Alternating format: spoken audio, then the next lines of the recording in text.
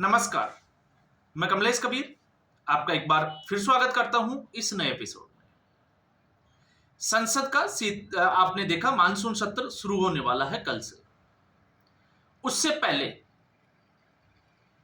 India गठबंधन की एक बैठक होती है और उस बैठक में लेफ्ट पार्टी, आम आदमी पार्टी और टीएमसी नदारद रहती है। तो आम आदमी पार्टी ने तो खुलकर जो है वो ये कह दिया कि वो इस गठबंधन का हिस्सा नहीं है।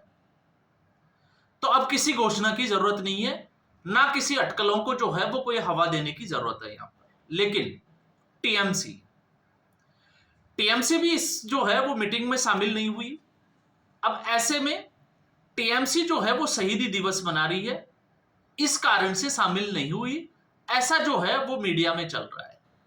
लेकिन कहानी जो है वो इससे भी आगे तक है।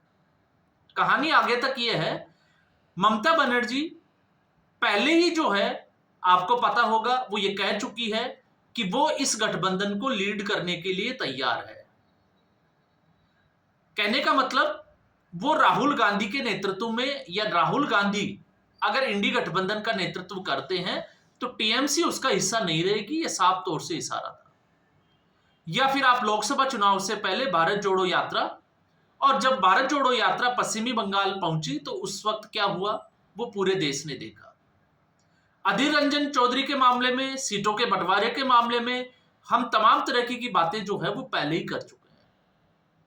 और टीएमसी, इसका भी अगर आप ताजा उदाहरण देखोगे तो टीएमसी का दिल्ली के विधानसभा चुनाव में, चूंकि इंडी गठबंधन की सबसे बड़ी पार्टी कांग्रेस पार्टी है, बावजूद इसके ममता बनर्जी ने समर्थन किया अखिलेश यादव के साथ मिलकर अरविंद केजरीवाल का।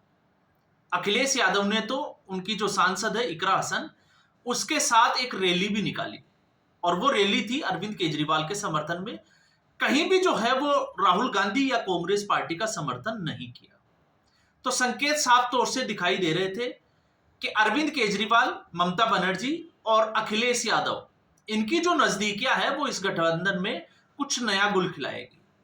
तो आज नहीं तो कल टीएमसी ने इस गठबंधन से बाहर हो ही जाना है, और विधानसभा चुनाव होते होते जो है वो ये साफ तौर से दिखाई भी देने लगेगा। क्योंकि लोकसभा में आपको पता होगा सिर्फ 2 सीट देने के लिए कांग्रेस पार्टी को तैयार हुई थी ममता बनर्जी, वो भी सोनिया गांधी के कहने पर। अगर सोनिया गांधी फोन करेगी तो 2 सीट हम कांग्रेस के लिए छोड़ देंगे।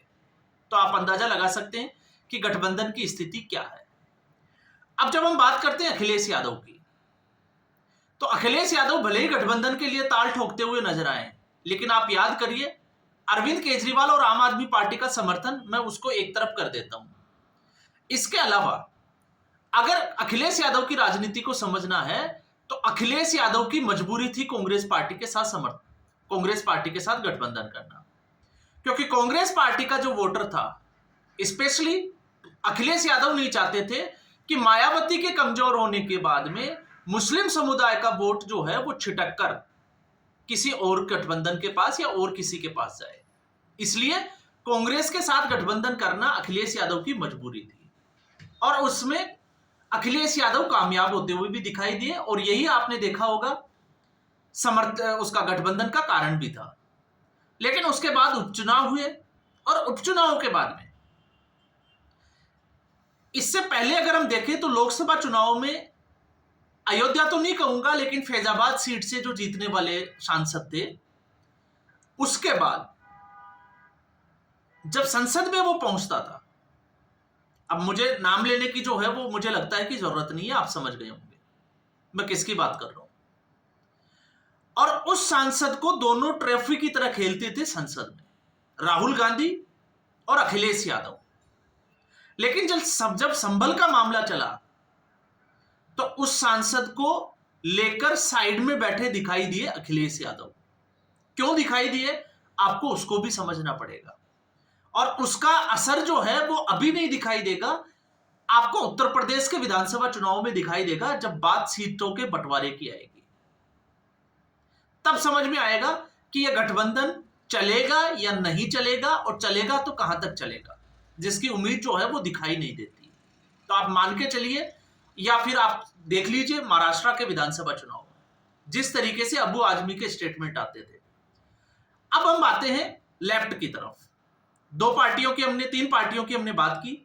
अब हम लेफ्ट की तरफ आते हैं। तो लेफ्ट 2004 में जब अटल बिहारी वाजपेयी की सरकार थी और उसके बाद जब लोकसभा के चुनाव हुए तो यूपीए वन, अगर उस वक्त लेफ्ट समर्थन नहीं करती तो कांग्रेस पार्टी सरकार नहीं बना सकती। तो सीधे तौर पे आप कांग्रेस पार्टी के लिए किंग मेकर की भूमिका में आई लेफ्ट पार्टी। तो फिर अचानक से इतने सालों में, पिछले 20 साल में ऐसा क्या बदला कि आज लेफ्ट जो है वो मजबूरी बन गई है कांग्रेस पार्टी की। अब मजबूरी क्यों बन गई है? किंग मेकर से मजबूरी की भूमिका वो इसलिए बन गई, आपने देखा होगा 2004 के बाद में जहां पश्चिमी बंगाल की तरफ से अगर आप देखोगे पॉलिटिक्स में, तो लेफ्ट जहां मजबूत हुआ करती थी वहां पर टीएमसी ने कब्जा कर लिया और उसके बाद लेफ्ट जो है वो कमजोर होती चली गई। अब लेफ्ट का वो दबदबा जो है वो रहा नहीं।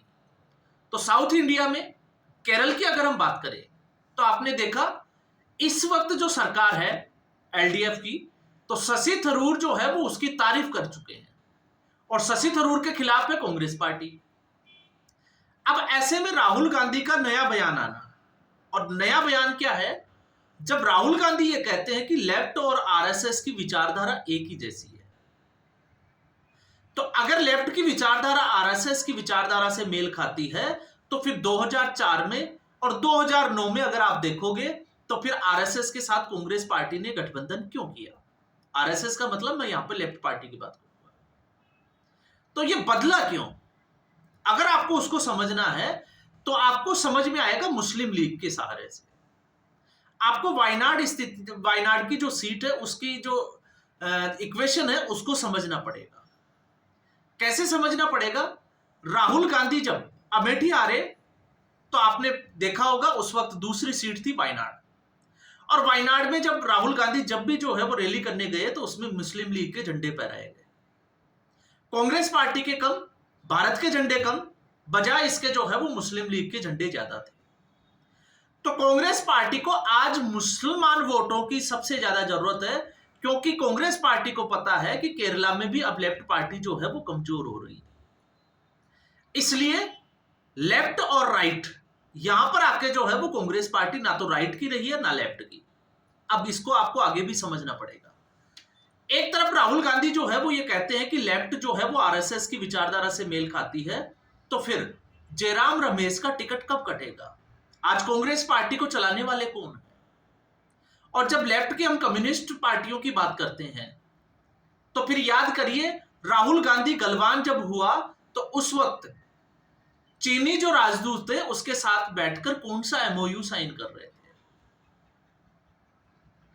तो जब तक वोट बैंक मजबूत था, जब तक कांग्रेस पार्टी को लगता था कि उसको उससे फायदा है, तब तक लेफ्ट जो है वो उसके साथ थी और वो लेफ्ट विचारधारा से प्रेरित थे। और आज भी अगर राहुल गांधी अपने आसपास देखेंगे, चाहे वो लेफ्ट हो या राइट हो, तो उसमें लेफ्ट ही लेफ्ट दिखाई देगा। कन्हैया लाल, मैं हर बार कहता हूं कि कन्हैया लाल आखिर कांग्रेस पार्टी में आए कैसे? वो जेएनयू से निकले वो ये छात्र, और जेएनयू की विचारधारा आपको पता ही होगा, लेफ्टिस्ट विचारधारा से आते हैं। फिर लेफ्ट पार्टी ज्वाइन भी की, चुनाव भी लड़ा, क्या हश्र हुआ मैं उसकी बात नहीं कर रहा। लेकिन उसके बाद में जयराम रमेश जो है वो कन्हैया कुमार को कांग्रेस पार्टी में लाने वाले थे। और आज कन्हैया कुमार को आप भारत जोड़ो यात्रा में जो है वो आगे बढ़ाना हो, या आज कन्हैया कुमार को पावर देना हो, ये इन सारे खेल के पीछे जो है वो आपको एक ही व्यक्ति नजर आएगा, वो है जयराम रमेश। तो चाहे केसी वेणुगोपाल हो, चाहे जयराम रमेश हो, या और भी कुछ नेता है जो आज भी लेफ्ट की विचारधारा से प्रेरित है, तो कांग्रेस पार्टी क्या उनसे किनारा कर पाएगी? तो फिर सवाल फिर वही खड़ा हो जाता है कि कांग्रेस पार्टी और राहुल गांधी सर्जरी की बात तो करते हैं, लेकिन कितने दिन? ये जो है वो बड़ा सवाल होने वाला है। तो जो लेफ्ट के साथ से, लेफ्ट के समर्थन से और लेफ्ट की आइडियोलॉजी में पले बड़े हो, वो लेफ्ट से दूर कैसे हो सकते हैं? लेकिन इस वक्त जो है वो मजबूरी बन गई है, और मजबूरी क्या है?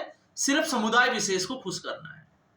अब ऐसी स्थिति में लेफ्ट भी जो है वो इसका गठबंधन का हिस्सा नहीं है।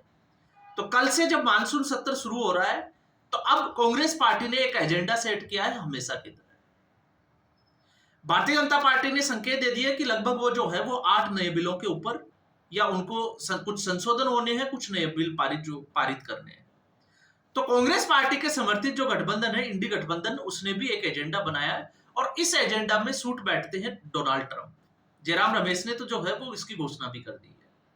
अब डोनाल्ड ट्रंप एक बार जो है वो फिर कह रहे हैं कि उन्होंने जो है वो ट्रेड डील की बात की और दोनों देशों के बीच सीज फायर हो गया। अब ऐसी स्थिति में जयराम रमेश भूल जाते हैं कि पाकिस्तान के ही एक मंत्री का भी जो है वो इस वक्त, आपको पता होगा, ऑनलाइन उन्होंने जो है वो एक मीटिंग ली थी और उसमें उसने साफ तौर से कहा है कि इसमें डोनाल्ड ट्रंप और अमेरिका का कोई हाथ नहीं है, ये दोनों सरकारों के बीच में आपसी समन्वय और सामंजस्य, जो कि उस दोनों सरकारों को लगा कि इस युद्ध को, इस जो वॉयलेशन था उसको आगे बढ़ाने से, एक्सेलरेट करने से फायदा नहीं है, इसलिए आपस में बात की और सीज फायर हो गया।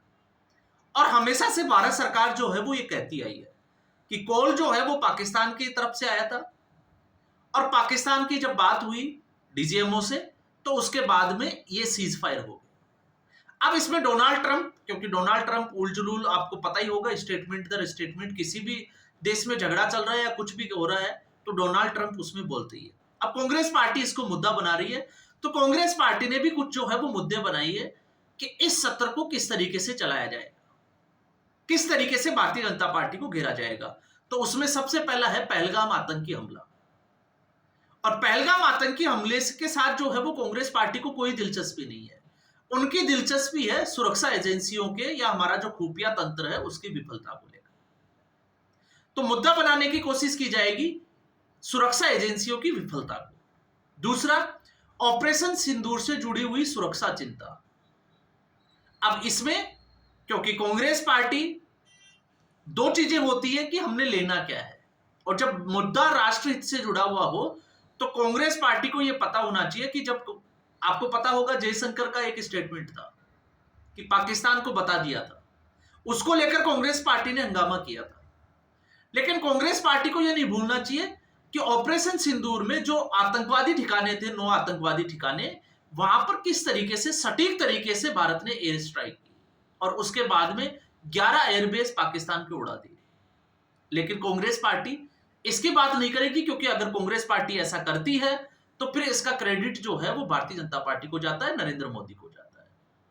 तो फिर आप याद कर लीजिए प्रॉमिस लैंड, बराक ओबामा की जो बुक है, जिस वक्त अक्षरधाम हमला हुआ और उसके बाद में कांग्रेस पार्टी या प्रधानमंत्री मनमोहन सिंह जो तत्कालीन प्रधानमंत्री थे, उनकी प्रतिक्रिया क्या थी। उसके बाद में सीज फायर को मुद्दा बनाया गया है, क्योंकि कांग्रेस पार्टी हो या ये जो इस इकोसिस्टम का जो मीडिया तंत्र हो, उस वक्त जो है वो अलग बात करता था, लेकिन जैसे ही सीज फायर हुआ इनको मौका मिल गया कि ये एक सही मौका है कि इसके सहारे जो है वो सरकार को घेरा जा सकता है। फिर उसके बाद में डिलिमिटेशन, आप बात कर सकते हैं पिछड़े वर्ग और दलितों पर अत्याचार को मुद्दा बनाने की कोशिश करेगी। अहमदाबाद विमान हादसा, ये जो है वो अपने आप में बहुत सारे सवाल खड़े करता है, इसलिए इसमें जो है वो अभी कई चीजें बाकी है, इसलिए हम बात ना करें तो ज्यादा बढ़िया है। और फिर उसके बाद में आता है सरकारी एजेंसियों के दुरुपयोग की बात। तो सरकारी एजेंसियों का दुरुपयोग, क्योंकि नेशनल हेराल्ड ने भी इस वक्त जो है वो रफ्तार पकड़ी हुई है, और रॉबर्ट वाड्रा के केस में भी जो है वो ईडी और कोर्ट दोनों ने रफ्तार पकड़ ली है।